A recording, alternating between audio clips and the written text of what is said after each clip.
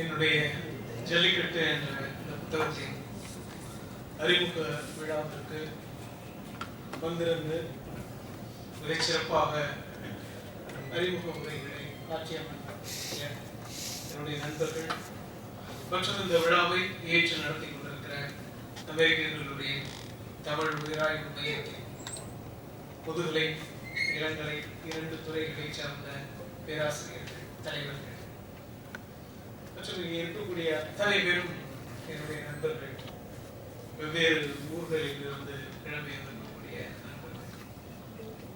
உங்கள் அத்தனை பேருக்கு முன்னால் இந்த 9 மணி ஆகிறது. நான் சுருக்கமாக பேச முயற்சி செய்கிறேன். இதற்குரிய 4 பேரும் மிக முக்கியமான இந்த புத்தகத்தினுடைய மிக முக்கியமான பகுதிகளை தொட்டிருக்கிறார்கள். சீனிவாசன் ராமானுஜம் பேசிய அந்த காளி குறிப்பான் அப்படிங்கிற அந்த மையமான ஒரு ஒரு மெட்டஃபர், இந்த புத்தகத்தினுடைய மையமான உருவகம் என்ன அப்படின்னு கேட்டா அது காளி குறிப்பானாக இருக்கும் அப்படிங்கிற அந்த காளி குறிப்பானிலிருந்து தான் அது ஒட்டுமொத்தமாக இந்த தமிழ் சமூகத்தை திரும்பி பார்க்க முயற்சி செய்யும். அந்த விஷயத்துல ராமானுஜம் அதை மிகச் சரியாக தொட்டிருந்தார். நவீனா அவர்கள் ஏற்கனவே புழங்கி வந்த அந்த படியர் பற்றி ஆய்வு செய்தார். இப்போ படியர் பற்றியான அந்த மானுடவியல் தகவல்கள் இந்த புத்தகத்தில் எவ்வளவு தூரம் மிகச் சிறப்பாக பயன்படுத்தப்பட்டிருக்கிறது என்ற விஷயம். ஸ்டாலின் பேசியது ஒரு அட்டகாசமான ஒரு இந்த புத்தகத்தின் பிரம்மாண்டத்திற்கு இணையான ஒரு முறை. ஸ்டாலின் பேசியதுல அந்த 3 யோசிக்க வேண்டிய அந்த புள்ளிகள் ரொம்ப முக்கியம். அதிலையும் குறிப்பாக அதாவது தமிழ் இலக்கிய வரலாற்றின் அந்த வரலாறு பற்றி உங்களுக்கு கேள்வி இல்லை, அதனுடைய பாடல்கள் பற்றியான விளக்கங்கள் பற்றி தான் உங்களுக்கு திருப்பி திருப்பி கேள்வி எழுப்புகிறது. அப்படியே அந்த புள்ளி யோசிக்க வேண்டிய ஒரு புள்ளி. வரலாறு பற்றி உண்மையிலே நமக்கு எந்த கேள்வியும் இல்லையா? சாம்ராஜ் நான் எதற்காக அவரை அழைத்தேனோ அந்த புள்ளியில் மிகச்சரியாக போட்டிருக்கிறார். அவர் அந்த மொழியின் மீது பேசக்கூடிய அந்த விஷயம் அது அவரை உற்சாகப்படுத்தும் அல்லது அவர் அதில் கிறங்குவார் என்று எனக்கு தெரியும். அந்த மௌனத்தில் அல்லது அந்த கம்முதலில் அவர் கிறங்குவார் கரெக்டா அந்த விஷயத்துல. இந்த புத்தகம் இப்படி 4 பேருக்கும் 4 விதமான விஷயங்கள். 4 பேரும் ஒரு விஷயத்தை திரும்ப திரும்ப சொன்னாங்க. அந்த புத்தகத்தை முழுமையாக சொல்லிவிட முடியல.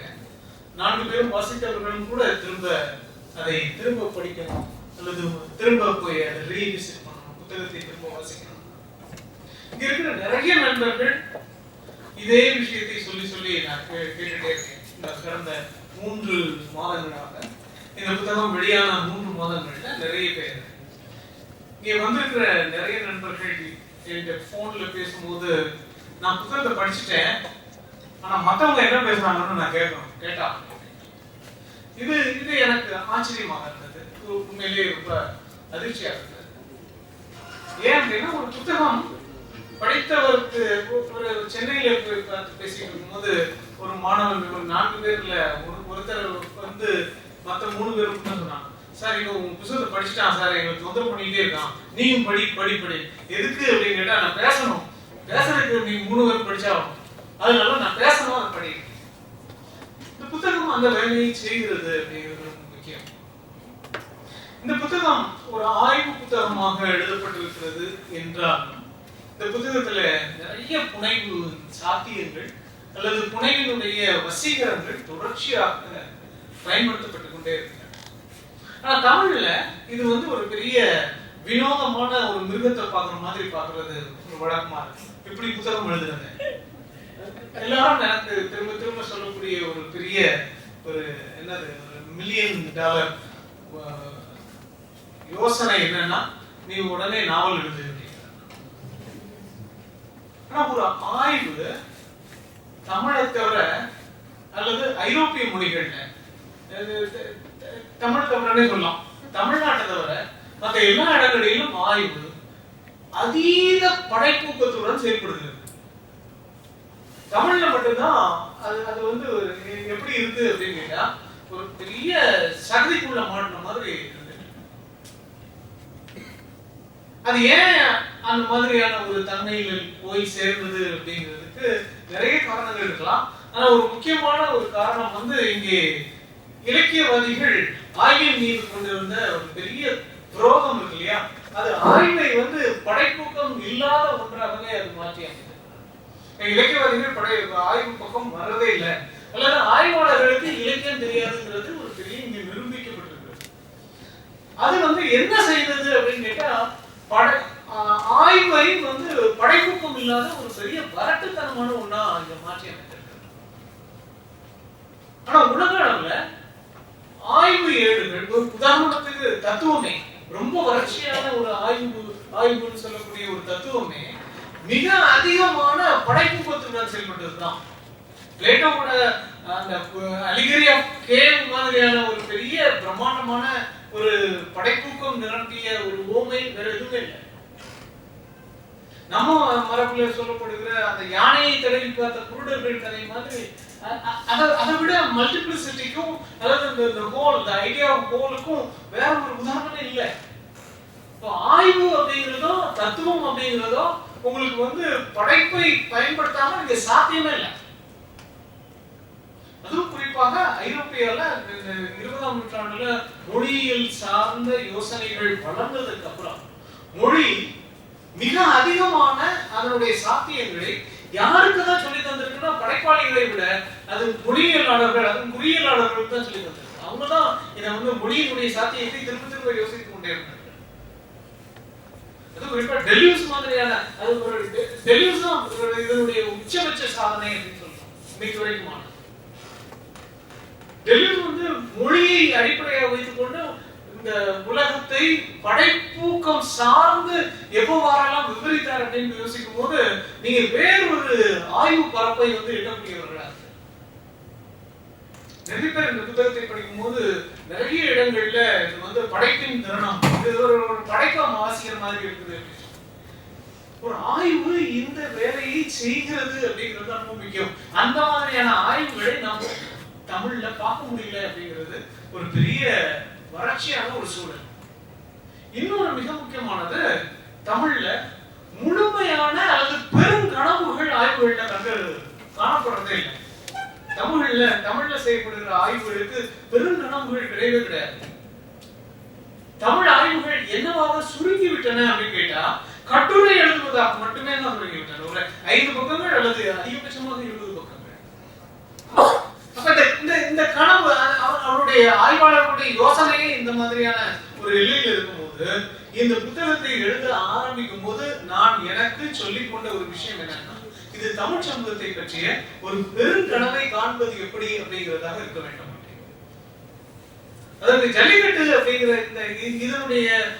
இதனுடைய அடிப்படையான குணம் வந்து ரொம்ப வசீகரமானது. அதுக்கு ஜல்லிக்கட்டு அப்படிங்கிற அந்த போராட்டம், அந்த ஜல்லிக்கட்டுங்கிற அந்த உருவகம் இருக்கு இல்லையா, அந்த மெட்டபர், அது வந்து ரொம்ப முக்கியமான மெட்டபரா இருக்கு.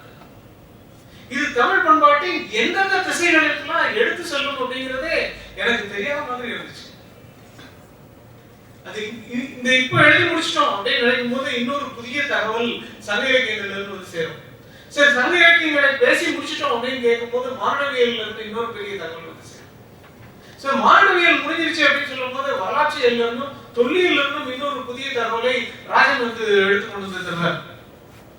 அப்ப இப்படி விதவிதமான தகவல்கள் அல்லது சாத்தியங்கள் உங்களுக்கு வந்து தமிழ் பரப்பில் விரிவடையும் பொழுது இந்த புத்தகத்தை இவ்வளவு வசீகரமாகவும் இவ்வளவு புனைவுத்தன்மையோடும் இவ்வளவு படைப்பூக்கமாகவும் மாற்றினதுல ரொம்ப முக்கியமான காரணி யாருக்கு அப்படின்னா தமிழ் பண்பாட்டுக்கு தான். இது தமிழ பேசக்கூடிய தான் நடந்தது. ரொம்ப முக்கியமா இந்த புத்தகத்தினுடைய அடிப்படையான கேள்வி 2 கேள்வி தான். ஏன் இந்த ஜல்லிக்கட்டு போராட்டம் நடந்துச்சு, ஏன் அதுக்கப்புறம் நடக்கல? இந்த 2 கேள்விதான். ஏன் நடந்தது, ஏன் நடக்கல? ஏன் நடந்தது அப்படிங்கிறதுக்கு உங்களுக்கு வந்து இந்த புத்தகம் முழுக்க விதவிதமான விதமான பதில்களை தேடி இந்த புத்தகத்துல ஒவ்வொரு சாப்டரும் அதுக்கு தான் பதில் சொல்றேன். ஏன் அதுக்கப்புறம் நடக்கல அப்படிங்கிறது தான் ரொம்ப முக்கியமா. இந்த வெகுஜன கிளர்ச்சிகளுக்கு வரலாறு உண்டா அப்படிங்கிற ஒரு பெரிய கேள்வியை அடிப்படையாக கொண்டு இந்த புத்தகத்துல ஒரு பெரிய வரலாற்று பயணம் தான் நடந்திருக்கு. வெகுஜன கிளர்ச்சிகள் ஆக்கிரமிக்கப்படுகின்றன அப்படின்னு சொல்ற போது அந்த ஆக்கிரமிப்பு எப்படி நடந்தது அப்படிங்கிறதுதான் இது ஒடுக்கப்பட்ட வரலாறு மாதிரி, வெகுஜனங்களுடைய ஒடுக்கப்பட்ட வரலாறு. ஏன்னா வெகுஜனங்களுடைய வரலாறு தொடர்ச்சியாக மறுக்கப்பட்டிருக்கிறது. வெகுஜனங்களுக்கு வரலாறு இல்லைன்னு சொல்றோம். ஏன்னா வெகுஜனங்கள் திடீர்னு கொந்தளிப்பார்கள், திரும்ப காணாம போவார்கள். அதனாலதான் நம்ம இந்த போராட்டம் ஏன் தொடர்ச்சியாக நடக்கவில்லை அப்படிங்கிற கேள்விக்கு அந்த பதில் தான் திரும்ப திரும்ப சொல்லப்படுகிறது.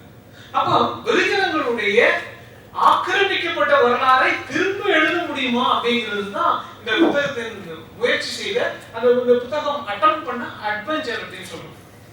ஒரு பெரிய குயிக் ஷாட் மாதிரி தான்.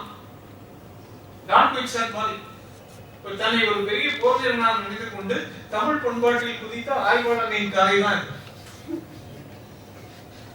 ஏன்னா தமிழ் பண்பாடு அவ்வளவு தூரம் விரிவடைந்து கொண்டே செல்வது அப்படிங்கிறது நீங்க கற்பனையே பண்ண முடியாது. அது பாரியனுடைய அந்த பாடல் அதை பேச ஆரம்பிக்கும் போது அல்லது அதை விவாதிக்கும் போது அதை விளக்கும் போது உங்களுக்கு ஏற்படுகிற அந்த ஆச்சரியம் இருக்கு இல்லையா, அந்த ஒரு பரவசம் இருக்கு இல்லையா, அதுக்கு பதில் உங்களுக்கு இன்னைக்கு இருக்கிற அந்த பழியனுடைய வாழ்க்கையில கிடைக்கும் அப்படிங்கறத நீங்க நினைச்சே பார்க்க முடியாது. நான் மேட்லார்பட்டியில அந்த ஆண்டிப்பட்டி கணவாயில இருக்கிற மேட்லார்பட்டியில பழனியப்பன்கிற ஒரு ஆளை பார்த்து நானும் அறிவாபு இன்னும் நண்பர்களும் தான் போனோம். அவர் சொல்ற கதை அப்படி இலக்கன்னு சொல்ற அந்த தியரிக்கு அப்படியே ஒத்து போகும் அப்படிங்கறத நினைச்சே பார்க்கல. அதான் ஸ்டாலின் தான் சொன்னாரு, அந்த வெளிநாட்டுக்கு கோட்பாடுகளை எல்லாம் ஏதோ தமிழ்நாட்டுக்கு எழுதுற மாதிரி இருக்கேன்னு. உண்மையிலே அதே ஆச்சரியம் தாங்க. அவங்க பசுமாடா சொல்றாங்க, பசுமாடு கண்ணு போட்டுட்டு மலையில ஒளிச்சு வச்சுட்டு வரும், மனுஷனுக்கு காட்டாது. ஒரு 10-15 நாள் அது மனுஷனுக்கு காட்டாமே வச்சிருக்கோம். அதனாலதான் அந்த மாடுகள் எல்லாம் இவ்வளவு ஆக்ரோஷமா இருக்குன்றாங்க. லக்கன் இதை பெரிய தியரியில சொல்லிட்டு இருக்காரு. மிரர் நேஜன் அந்த ஆதி பருவத்தை திரும்ப அடையவே முடியாது அப்படின்னு சொல்றாரு. இப்ப இது இப்படி தமிழ் பண்பாடு விதவிதமாக பண்புகள் மூலமாக அல்லது மானிடவியல் தரவுகள் மூலமாக உங்களுடைய பரப்பை அதிகப்படுத்திக் கொண்டே செல்லும் போது ஒரு குறிப்பிட்ட இடத்துல மதிமயங்கி நின்ன இடம் எது அப்படின்னா மொழி பற்றி தமிழ் வைத்திருக்கிற விளக்கங்கள் தான். அது அயோத்திதாசர் தான் எனக்கு காட்டி கொடுத்தாங்க. அந்த இடத்துல போய் தோண்டு அப்படின்னு சொன்னது அயோத்திதாசர். மெய்யெழுத்துக்கள் இருக்கிற அந்த மௌனம் இருக்கு இல்லையா, அந்த மௌனத்தை சுட்டி காட்டியது அயோத்திதாசர். அந்த மௌனம் உங்களை எங்க கொண்டு போய் சேர்க்கிறது அப்படிங்கிறது தான் ரொம்ப முக்கியம். அந்த மௌனம் எங்க கொண்டு போய் சேர்க்கிறது அப்படின்னா, நாம இன்னைக்கெல்லாம் யோசிக்கணும், நாம எல்லாம் தமிழர்கள், தமிழ் பேசுனதுனால நாம எல்லாம் ஒன்னா நிற்கணும். இதையும் கடந்து ஒன்று இருக்கிறது அப்படிங்கறத காட்டுனதுதான் தமிழ் மொழியினுடைய கட்டமைப்பு. தமிழ் பேசுறதால நம்ம எல்லாம் ஒன்னா யோசிக்கல, அதையும் கடந்து தமிழை பேசாமல் இருக்கிற தருணங்கள் இருக்கு இல்லையா, அல்லது பேச முடியாத தருணங்கள் இருக்கு இல்லையா, அதுதான் ஒன்னா இணைக்குது அப்படிங்கிறது. இதுக்குதான் வண்ணதாசனுடைய அந்த கதை அந்த அனுபவம் எனக்கு ரொம்ப முக்கியமா இருந்துச்சு. அந்த பழக்கடைக்காரர் வண்ணதாசனை பார்த்த உடனே அதான் கேட்பாரு, உங்களை நான் எங்கேயே பார்த்துருக்கேனே அப்படின்னு. ஆனா 2 பேரும் தான் அதுக்கப்புறம் தெரியுது, 2 பேரும் பார்த்ததும் இல்லை பழகினதும் இல்லை, எங்கேயுமே கிடையாது. ஆனா அதை விட ஒரு மேஜிக்கலான ஒரு இன்சிடென்ட் உலகத்துல கிடையவே கிடையாது. நான் அதை எழுதணும்னு வண்ணதாசனுக்கு போன் பண்ணி சொன்னேன், சார் இத மாதிரி நீங்க எழுதின அவ்வளவு சிறுகதைகளுக்கும் மேல இருக்குது இந்த அனுபவம். எப்பவுமோ அவர் பார்த்த பாம்பும் இவர் பார்த்த பாம்பும் ஒண்ணு, அதனால 2 பேரும் மோத பார்க்கும்போது தெரிஞ்சு போமா தெரியுதுன்னா இதை நீங்க எங்க கொண்டு போய் சொல்றீங்க. அப்ப இவங்க 2 பேரும் இணைச்சது மொழி இல்லை, மொழியை கடந்த வேற ஒரு அனுபவம். அதாவது 2 பேரும் பேசிக்காத அனுபவம். இது பேசிக்கொள்ளாத, விவரிக்க முடியாத அல்லது ஒருவர் சொல்லிக் கொள்ளாத இந்த அனுபவங்கள் மக்களை ஒன்றாக இணைக்க முடியும் அப்படின்னா அதுக்கு பேர் தான் பண்பாடுன்னு வச்சுக்கோம். அதுக்கு பேர் தான் பண்பாடு. ராமானுஜம் சொன்ன அந்த பொதுத்தன்மை ஒண்ணு இருக்குல்ல, அந்த பொதுன்னு ஒண்ணு, அந்த பொது எது அப்படின்னு தேடுறது அந்த புத்தகத்தினுடைய வேலை. அது மொழி இல்ல, மொழியை கடந்த ஒன்று அப்படிங்கறது நம்பிக்கை இருந்தது. அந்த மொழியை கடந்த எது நம்மை இணைக்கிறது? தமிழர்கள் அப்படின்னு சொல்லிக்கிறோம் இல்லையா? தமிழர்கள்ங்கிறது ஒரு பேருக்காக சொல்லிக்கிறோம். நாமெல்லாம் தமிழ் மொழியை பேசுகிறோம் அப்படிங்கிறதுக்காக. அதையும் கடந்த ஒரு விஷயம் எல்லாரையும் இணைக்குது. ஜல்லிக்கட்டு போராட்டத்துல எல்லாரும் சேர்ந்து வர்றதுக்கான அடிப்படையான நோக்கம் அதான். அப்ப எது எல்லாமே இணைக்கிறது, எது எல்லாமே ஈர்க்கிறது அப்படின்னு கேட்டா மொழியை கடந்த ஒரு தன்மைக்கு போய் சேர வேண்டியது. இப்போ மொழியை கடந்த ஒரு தன்மை அப்படின்னா மொழிக்கு முன்னால் என்ன இருந்திருக்க முடியும் அப்படின்னு கேட்கும்போது அதற்கு பதில் சொல்கிற ஒரே மொழி தமிழா தான் இருக்கு. வேற எந்த மொழியுமே இல்லை. வேற எந்த மொழியும் மௌனத்துல இருந்து ஆரம்பிச்சாங்க சொல்லவே இல்லை. அது அந்த மௌனம் வெறுமனே சைலன்ஸ் இல்ல, ஒளி அற்ற தன்மை இல்ல, ஒளிக்க முடியாத தன்மை. என் மனசுக்குள்ள ஏதோ சொல்றதுக்கு ஒரு தவிப்பு இருக்கு, உங்களோட எல்லாம் ஏதோ சொல்றதுக்கு நான் விரும்புறேன், ஆனா சொல்ல முடியல. அந்த விரும்புகிற தன்மை இருக்கு இல்லையா? அதுதான் அந்த படப்படக்காரன் கேட்டது. நான் உங்களுக்கே பார்த்திருக்கேன், அவருக்கு ஏதோ தெரியும், சொல்ல தெரியல. இதுல இருந்து தான் மொழி ஆரம்பிக்குது அப்படின்னு தமிழ் சொல்லுது இல்லையா? அந்த ஏதோ தெரியும், ஏதோ இருக்கு, உங்களுக்கு சொல்ல விரும்புறேன் அப்படிங்கிற அந்த உணர்வு எல்லாரையும் சேர்க்க ஆரம்பிக்குது. மொழியில வெளிப்படுத்தின விஷயம் இல்ல. நான் உங்களுக்கு சொல்லணும்னு நினைச்சா நீங்க எல்லாரும் திரும்பி பாக்குறீங்க. இதுலதான் எனக்கு இளையராஜா பத்தி நான் ஏன் குழப்பத்தா இருக்கேன்னா திரும்ப திரும்ப யோசிக்கிற காரணம் அதான் ஒரு வார்த்தையை திரும்ப திரும்ப சொல்றேன், ஆல்பாரிதம்னு. நான் ஒரு பாட்டு போட்டா எப்படி எல்லாம் ரசிக்கிறீங்கன்னு கேட்டப்போ அதான் சொல்றாரு, ஏன் டியூனுக்கு நீங்க டியூனா இருக்கீங்க. இது எப்படி உங்களுக்கு எல்லாம் பிடிச்ச டியூனா நான் போடுறேன். அவர் தன்னை பெரிய இசை மேலைன்னு சொல்லல. இது எப்படி நடக்குது அப்படிங்கறத நோக்கிதான் இந்த புத்தகத்தினுடைய இது ஒரு கண்டுபிடிக்க முடியுமான்னு தெரியல. புத்தகத்துல கண்டுபிடிக்கப்படல, ஆனா அந்த புத்தகம் அதை நோக்கி நகர்ந்து இருக்கிறது அப்படிங்கிறது தான் முக்கியம். அப்ப மொழிக்கு முந்தைய காலகட்டம் என்ன அப்படின்னு ராமானுஜன் அந்த ஆட்டோலாஜிக்கல் ஒரு அப்ரோச் இதுல இருக்குன்னு சொல்றது அந்த தருணத்தை தான்.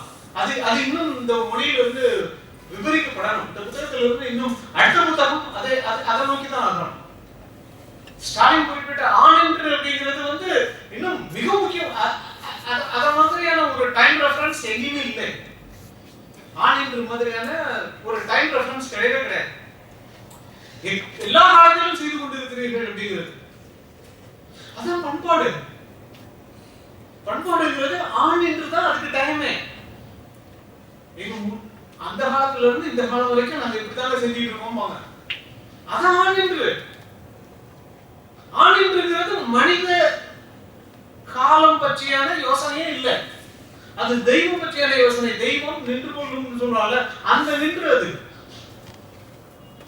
அப்போ மனிதர்களுக்குள்ள ஒரு பொதுத்தன்மையை எப்படி உருவாக்க முடியும் அப்படின்னு கேட்டா வேறு ஒரு காலம், வேறொரு வெளி, வேறொரு மொழி, இது எல்லாம் சேர்ந்து மனிதர்களை ஒன்றாக இணைக்கிறது அப்படின்னா அது எப்படி நடக்குது அப்படிங்கறது தான் அந்த புத்தகம் தேடாது. அந்த நேரத்துல இதுக்கு கிடைச்ச மிக முக்கியமான ஒரு மையமான உருவகமாக எது இருந்தது அப்படின்னு கேட்டா ஜல்லிக்கட்டு காளை.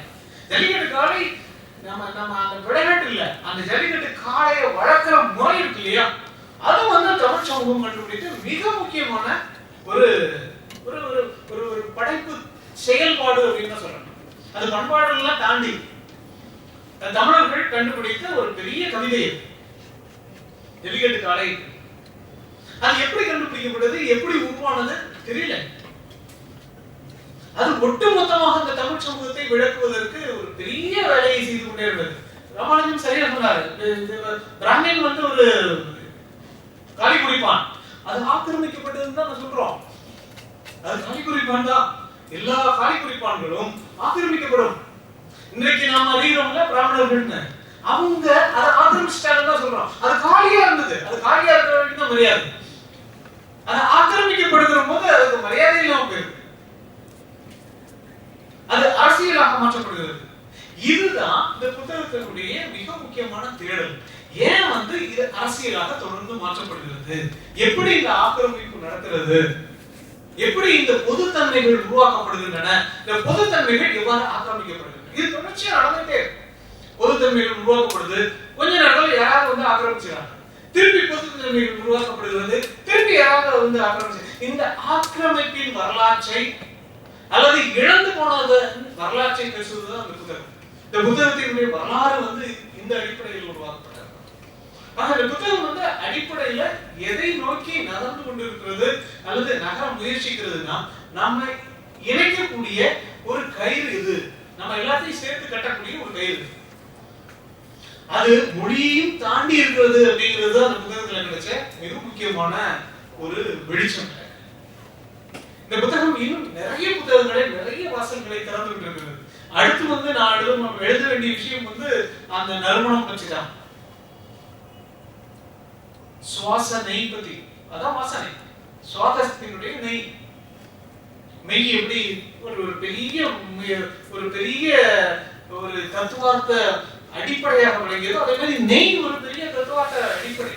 சாறு நாறு அப்படிங்கிறது எப்படி வந்து எசன்சஸ் சாறுன்னு சொல்றோமோ, அதையும் தாண்டி நாறுன்னு ஒண்ணு இருக்கு. அதுதான் ஸ்மெல், அதான் நறுமணம் அப்படின்னு. நாம இதுவரைக்கும் எசன்ஸ் மட்டும்தான், சாராம்சவாதம் தான் பேசிக்கிட்டே இருக்கோம். சாராம்சவாதத்தையும் கடந்த நாராம்சவாதம் ஒண்ணு இருக்கு. அந்த நாராம்சவாதத்தை தமிழ் சொல்லி தருகிறது அப்படிங்கிறது முக்கியம். ஏன்னா இதனுடைய நீண்ட கால வரலாறு இருக்கு இல்லையா, அந்த ஒரு பெரிய பண்பல் சார்ந்த ஒரு பெரிய தொடர்ச்சி இருக்கு இல்லையா, ஒரு பண்பாட்டு தொடர்ச்சி இருக்கு இல்லையா, ஒரு பண்பாட்டு விரிவு இருக்கு இல்லையா, அகலம் இருக்கு இல்லையா, அது வந்து நீங்க கற்பனை பண்ண முடியாத விஷயங்களை எல்லாம் உங்களுக்கு தருகிறது. ஆக இங்கே வந்து ஆய்வு அப்படிங்கிறது ஒரு பெரிய படைப்புக்கம் தேவைப்படுகிற ஒரு செயல். அதற்கு நிறைய பேர் தேவை அப்படிங்கிறது தான் அந்த புத்தகம் சொல்லக்கூடிய இன்னொரு மெசேஜ். நிறைய பேர் இது தேவை, ஒரு படைப்புக்கத்தோடு வேலை செய்ய. ஏன்னா தமிழ் சமூகம் படைப்புக்கத்தோடு வேலை செய்ய வேண்டிய ஆய்வாளர்களை நோக்கி நிற்கிறது அப்படிங்கிறது தான். இதை சாதாரணமா நீங்க விளக்கிடவே முடியாது. ஒரு பெரிய சட்டத்தை கொண்டு வந்து ஒரு ஃப்ரேம் ஒர்க் கொண்டு வந்து தமிழ் சமூகத்துக்கு மேல காட்டி இதுதான் அப்படின்னு சொன்னீங்கன்னா அது வந்து வெறும் கட்டுரை அளவுல நின்று போயிடும். ஆனா அந்த சமூகத்திற்கு நாம் நியாயம் செய்ய வேண்டுகிறவர்களாக இருந்தால், அல்லது அந்த சமூகத்திற்கு நாம் எதையாவது உருப்படியாக செய்ய வேண்டியவர்களாக இருந்தால், ஒரு படைப்பூக்கத்தோடு ஆய்வுகளை நிகழ்த்தக்கூடிய இளைஞர்கள் அவசியம் அப்படிங்கிறது. அந்த அவசியத்தை தான் அந்த புத்தகம் திரும்ப திரும்ப சொல்லிக் கொண்டிருக்கு. அதனாலதான் இதுக்கான தொடர்ச்சியாக இதுக்கான கூட்டங்களை, இந்த புத்தகத்தை வாசித்தவர்கள் அடைகிற கிளர்ச்சி இருக்கு இல்லையா, அது இந்த புத்தகம் நிகழ்த்திய சூழ்ச்சி தான். அந்த கிளர்ச்சி வந்து ஏற்கனவே தீர்மானிக்கப்பட்டது. ஏன்னா அந்த கிளர்ச்சியை நான் அனுபவித்தேன். எழுதும்போது நான் அனுபவித்த அந்த கிளர்ச்சி அது வந்து புத்தகத்தை வாசிக்கிறவர்களுக்கு போய் சேர வேண்டும் அப்படிங்கிறது அதுதான் திட்டம். சூழ்ச்சிங்கிறது ஒரு திட்டம், அவ்வளவுதான். சூழ்ச்சிங்கிறது ஒரு திட்டம், அதனுடைய சூழ் திறமை தான் இந்த புத்தகத்தினுடைய சூழ் திறமை.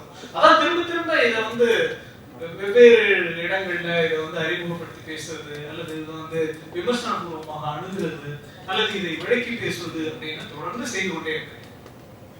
ஏன்னா இது பயணம் செய்ய வேண்டிய இந்த பண்பாட்டை விளக்குவதற்கு இந்த மாதிரி ஒரு புத்தகம் போதாது.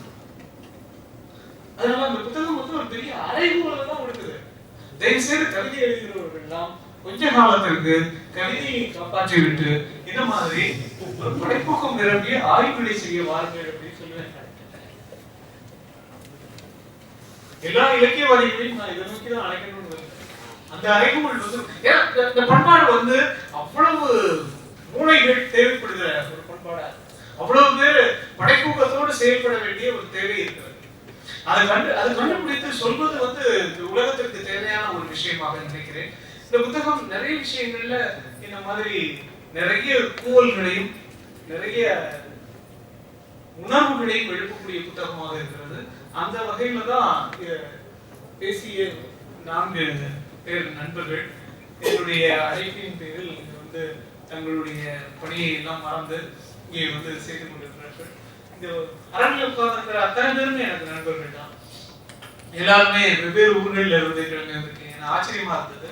ஆனா ஒவ்வொரு நேரமும் இந்த புத்தகத்திற்கான அறிமுக விழா நடக்கும்போது இந்த ஆச்சரியம், இந்த பரவசம் தீவிரமாகி கொண்டே இருக்கிறது அப்படிங்கிறது முக்கியம். அதுக்கப்புறம் அமெரிக்கன் கல்லூரியினுடைய முதுகலைத்துறை தலைவர் முனைவர் செங்கோல் மேரி அவர்கள் இந்த புத்தகத்தை வாசித்ததிலிருந்து பயங்கரமாக உணர்ச்சி வசப்பட்டு கொண்டே இருந்தார். இதை எப்படியாவது நாங்கள் இந்த துறையில் செய்யணும். அதே மாதிரி இளங்கலைத்துறை தலைவர் ஜூலியஸ் வந்து நட்புறவியல் எங்களுடைய துறையை சார்ந்தவர். அதனால இன்னும் ஈடுபாடோடு தங்களை வாசித்தார். அவர்கள் 2 பேரின் ஒத்துழைப்போடு தான் அந்த அரங்கம் வந்து மிகச்சீரும் சிறப்பாக ஏற்பாடு செய்யப்பட்டது. அவர்களுக்கும் அமெரிக்கன் கல்லூரிக்கும் பேசிய 4 நண்பர்களுக்கும் உங்கள் அனைவருக்கும் என்னுடைய நன்றியை தெரிவித்துக் கொண்டு இந்த விழாவை நிறைவு செய்கிறோம். நன்றி.